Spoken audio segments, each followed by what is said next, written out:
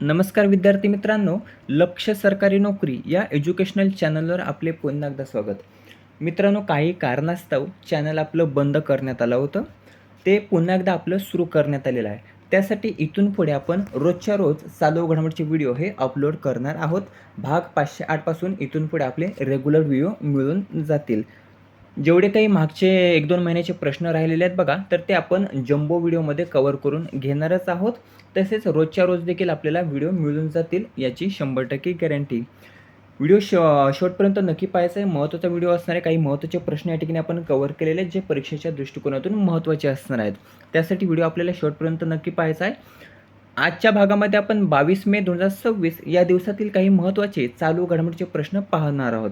भाग असणार आहे 508वा. चॅनलवर जर नवीन असाल तर चॅनलला सबस्क्राईब करून घ्यायचं आहे, जेणेकरून इथून पुढे आपल्याला रेग्युलर व्हिडिओ मिळून जातील. लगेचच व्हिडिओला सुरुवात करायची, जास्त माहिती आपल्याला पाहायची आहे. प्रश्न पहिला आहे बघा, पश्चिम बंगाल. पश्चिम बंगाल या ठिकाणी काही दिवसांपूर्वीच निवडणूक पार पडली आणि निकाल देखील जाहीर झाला. त्यानंतर पश्चिम बंगाल या राज्याचे नवे मुख्यमंत्री म्हणून शपथ कोणी घेतली असा प्रश्न विचारण्यात आलेला आहे. ज्याचं उत्तर आहे बघा पर्याय अ, सुवेंदू अधिकारी. सुवेंदू अधिकारी यांनी बघा ममता बॅनर्जी यांच्या अंडरमध्ये काम देखील केलेलं आहे. त्यांनी नंतर पक्षांतर करून ते BJPमध्ये समाविष्ट झाले आणि BJPमध्ये समाविष्ट झाल्यानंतर बघा यांच्या नेतृत्वामध्ये BJPने बघा 2026मध्ये पश्चिम बंगालची निवडणूक लढली आणि त्यामध्ये त्यांना यश देखील प्राप्त झाले आणि त्यानंतर पश्चिम बंगाल या राज्याचे नवे मुख्यमंत्री म्हणून बघा सुवेंदू अधिकारी यांनी शपथ घेतली. हे लक्षात ठेवायचं आहे. आता शपथ कोण देतं मुख्यमंत्र्यांना? तर बघा त्या राज्याचे राज्यपाल. त्या राज्याचे राज्यपाल हे मुख्यमंत्र्यांना शपथ देत असतात. हा प्रश्न परीक्षेमध्ये भरपूर वेळा विचारण्यात आलेला आहे.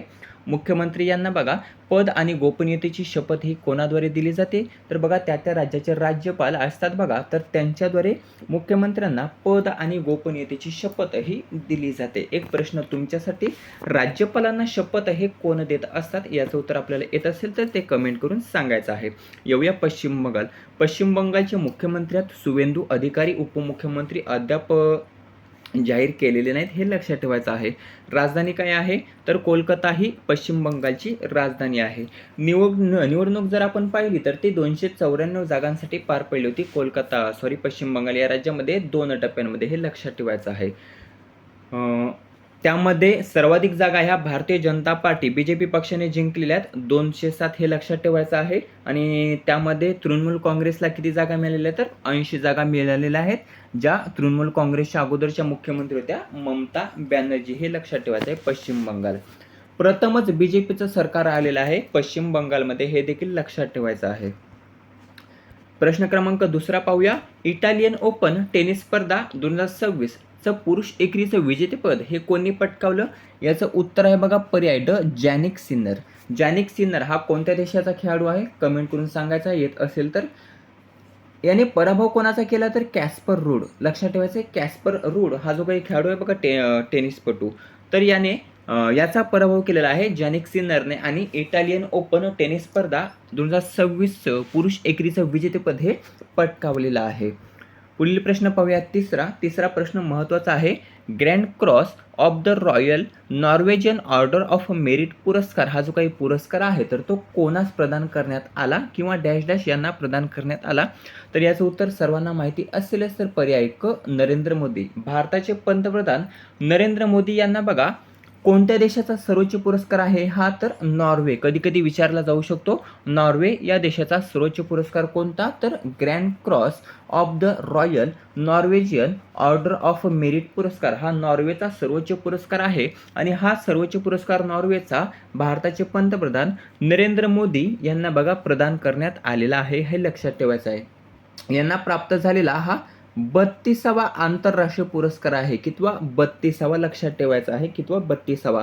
31वा स्वीडन देशाचा प्राप्त होता, त्यानंतर आता 32वा हा नॉर्वे देशाचा त्यांना प्राप्त झालेला आहे. आणि सर्वाधिक आंतरराष्ट्रीय पुरस्कार जिंकणारे नेते जर आपण पाहिले तर ते आहेत बघा नरेंद्र मोदी. यांना सर्वाधिक आंतरराष्ट्रीय पुरस्कार प्राप्त आहेत, हे लक्षात ठेवायचं आहे. त्यानंतर चौथा प्रश्न आहे. भारत फोरकास्ट सिस्टीमचा वापर करणारे देशातील पहिले राज्य कोणते ठरले आहे? तर याचं उत्तर आहे पर्याय ड महाराष्ट्र. महाराष्ट्र हे राज्य बघा भारत फोरकास्ट सिस्टीमचा वापर करणारे देशातील पहिले राज्य ठरलेले आहे. त्यानंतर 5वा प्रश्न आहे, भारतीय विशिष्ट ओळख प्राधिकरणाचे म्हणजेच UIDAIचे CEO मुख्य कार्यकारी अधिकारी कोण बनले आहेत? ज्याचं उत्तर आहे पर्याय ब सौरभ विजय. सौरभ विजय हे भारतीय विशिष्ट ओळख प्राधिकरणाचे म्हणजेच UIDAIचे CEO बनलेले आहेत. हे लक्षात ठेवायचं आहे. आता UIDAI थोडीशी माहिती पाहूया. 2016 किंवा 2016 आधार कायदा 2016च्या तरतुदीनुसार स्थापित केलेले हे एक वैधानिक प्राधिकरण आहे. काय तर 2016 याची स्थापना झाली आणि हे एक वैधानिक प्राधिकरण आहे. आधार लक्षात ठेवायचा आहे. ज्याचे CEO किंवा मुख्य कार्यकारी अधिकारी कोण बनले तर सौरभ विजय. प्रश्न क्रमांक 6, पुण्यातील कोणत्या संस्थानला राज्य सरकारने अ वर्ग पर्यटन क्षेत्राचा दर्जा हा प्रदान केला आहे? तर याचं उत्तर आहे पर्याय अ दगडूशेठ हलवाई गणपती संस्थान. दगडूशेठ हलवाई गणपती संस्थान हे पुण्यातील सर्वाधिक चर्चेचं हे पर्यटन क्षेत्र आहे बघा, ज्याला पुण्यातील या संस्थानला बघा राज्य सरकारने अ वर्ग पर्यटन क्षेत्राचा दर्जा प्रदान केलेला आहे. लक्षात ठेवायचं आहे. सर्वाधिक जर गर्दी आपण पाहिली तर ती याच ठिकाणी होते, पुण्यातील या दगडूशेठ हलवाई गणपती संस्थानमध्ये. अतिशय प्रसिद्ध ठिकाण असून या संस्थानला आता राज्य सरकारने अ वर्ग पर्यटन क्षेत्राचा दर्जा हा दिलेला आहे. हे सर्व जे आहेत बघा संस्थान, तर ते सर्व पुण्यातील संस्थान आहेत. त्यामध्ये आता स्वामीनारायण असेल, श्री जंगली महाराज समाधी मंदिर असेल किंवा तांबडी जोगेश्वरी देवी मंदिर संस्थान असेल, ही देखील पुण्यातीलच आहेत. परंतु या 4 पैकी हे अतिशय महत्त्वाचे असून याच संस्थानला अ वर्ग पर्यटन क्षेत्राचा दर्जा हा प्राप्त झालेला आहे. त्यानंतरचा 7वा प्रश्न आहे, अन्नपूर्णा भंडार योजना कोणत्या राज्य सरकारने जाहीर केलेली आहे? तर याचं उत्तर आहे पश्चिम बंगाल. पश्चिम बंगालचे मुख्यमंत्री सुवेंदू अधिकारी यांनी बघा अन्नपूर्णा भंडार योजना ही त्या राज्यामध्ये जाहीर केलेली आहे. हे लक्षात ठेवायचं आहे. 8वा प्रश्न आहे, 79वी जागतिक आरोग्य शिखर परिषद 2026 याचं आयोजन कोठे करण्यात आलं होतं? तर याचं आयोजन आहे पर्याय ब जेनेवा स्वित्झर्लंड. जेनेवा स्वित्झर्लंड या ठिकाणी 79वी जागतिक आरोग्य शिखर परिषद 2026 याचं आयोजन हे करण्यात आलं होतं. लक्षात ठेवायचं आहे. आता आयोजन कोणी केलं होतं? तर WHO म्हणजेच जागतिक आरोग्य संघटना. यावर 2-3 प्रश्न विचारले जातात. कोणकोणते ते आपण पाहणारच आहोत. त्यापूर्वी 79वी जागतिक आरोग्य शिखर परिषद याचं आयोजन जिनेवा स्वित्झर्लंडमधील palace of nations palace of nations या ठिकाणी याचं आयोजन केलं होतं. आयोजक होते जागतिक आरोग्य संघटना. यामध्ये भारताचे प्रतिनिधित्व जर आपण पाहिलं तर JP नड्डा. भारताचे प्रतिनिधित्व हे JP नड्डा यांनी केले होते. JP नड्डा हे भारताचे बघा आरोग्यमंत्री आहेत, केंद्रीय आरोग्यमंत्री. हे लक्षात ठेवायचं आहे, विचारलं जाऊ शकतं. आता WHO याबाबत 2 महत्त्वाचे प्रश्न विचारले जातात. अध्यक्ष बहुतेक वेळा विचारले जात नाहीत, परंतु त्याची स्थापना आणि त्याचं मुख्यालय विचारलं जातं. तर स्थापना झाली होती 7 एप्रिल 1948 साली WHOची आणि सध्याचे प्रमुख जर आपण पाहिले तर टेड्रस गॅब्रायसस हे सध्याचे WHOचे अध्यक्ष आहेत.